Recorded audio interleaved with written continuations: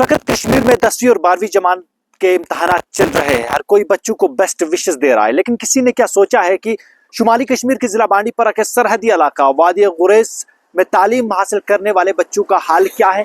क्या इस सेशन में उन्होंने कुछ पढ़ा है या नहीं। आपको बता दें कि वादी गुरेज में हर हमेशा हमने ये आवाज उठाई है कि गुरेज में लेक्चरर्स प्लस टीचर्स के करीबन 150 के आसपास वैकेंसियां खाली है, जिसके चलते कहीं ना कहीं हायर सेकेंडरी में पढ़ने वाले बच्चों को शदीद मुश्किलात का सामना करना पड़ रहा है।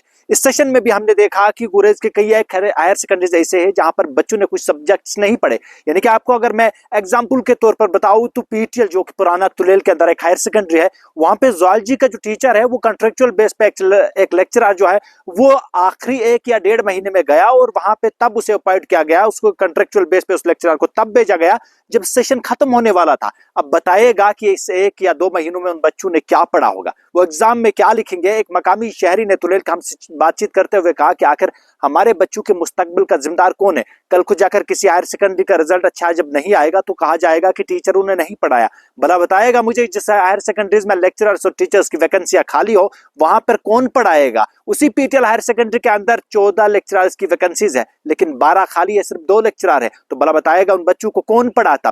गुरेज के अंदर यही हाल नहीं है। इस साल भी हमने देखा कई टीचर्स को वहां से अटैच किया बांडीपुरा के अंदर। वही हमने देखा 18 आरटीज के पोर्टल को भी शिफ्ट किया गया।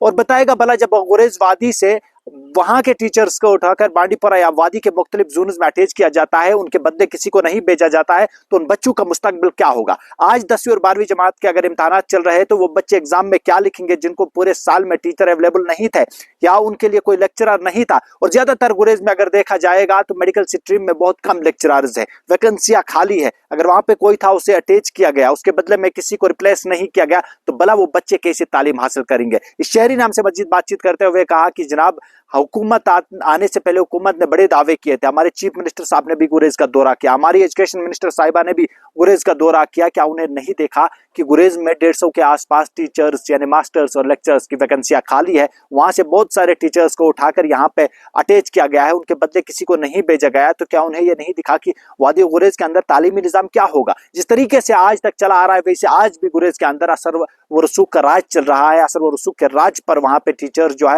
वो वादी के मुख्तलिफ जोन्स में खुद को अटैच करा रहे हैं। फिर वहां पे गरीब का जो बच्चा रहता है उसका मुस्तकबिल खराब हो या कुछ भी हो उसका जिम्मेदारी कोई नहीं लेता है। हम हर हमेशा वहां से कई स्टोरियां चलाई, कहा कि जनाब कि वहां पे लेक्चर्स की कमियां है, टीचर्स या मास्टर्स की कमियां है, आप उन वहां पे टीचर्स या लेक्चरर्स भेजेगा। लेकिन किसी ने इस बात की तरफ तवज्जो नहीं दिया।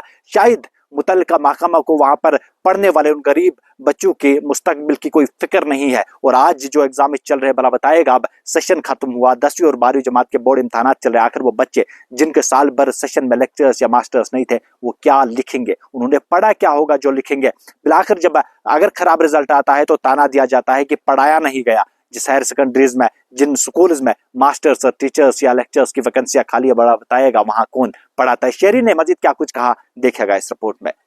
देखिए जनाब, मैं मोहम्मद मूसा खान, मैं किलशई बसी से बिलोंग करता हूँ। तो आज 10वीं और 12वीं जमात के एग्ज़ाम चल रहे, बोर्ड एग्ज़ाम चल रहे, जो कि हमारे स्कूलों में गुरेज और तिलेल में तो 150 हमारे गुरेज में और हायर सेकेंडरी स्कूलों में 150 के आसपास लेक्चरर्स और मास्टर्स की वहाँ वैकेंसी जो है वो वैकेंट है अभी भी। वहाँ उनको वहाँ से उठाया गया, हमारे जो वहाँ थे तो उनको उठाया गया, तो वो यहाँ से किसी को वहाँ भेजा नहीं गया। देखो अभी हमारी पीटीएल पुराना तिलेल में वहाँ 14 वैकेंसीज थी ये लेक्चररों की।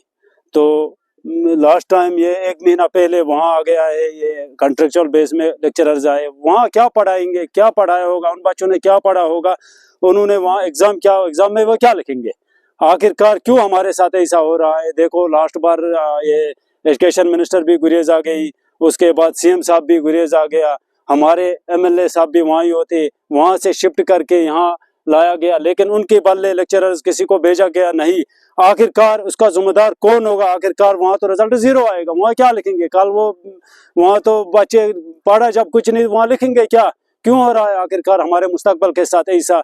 गुरेज से भी उठाया गया, हायर सेकेंडरी से लेक्चरर्स को यहाँ तेरेल से भी उठाया गया, बच्चों का रिजल्ट 0 आएगा, वो लिखेंगे क्या? आखिरकार जनाब मैं आपकी वसासत से ये पहुंचाना चाहता हूँ, देखो वहाँ तो पढ़ा क्या होगा, कुछ नहीं पढ़ा होगा, 1 महीने या 2 महीने में कुछ नहीं पढ़ा होगा।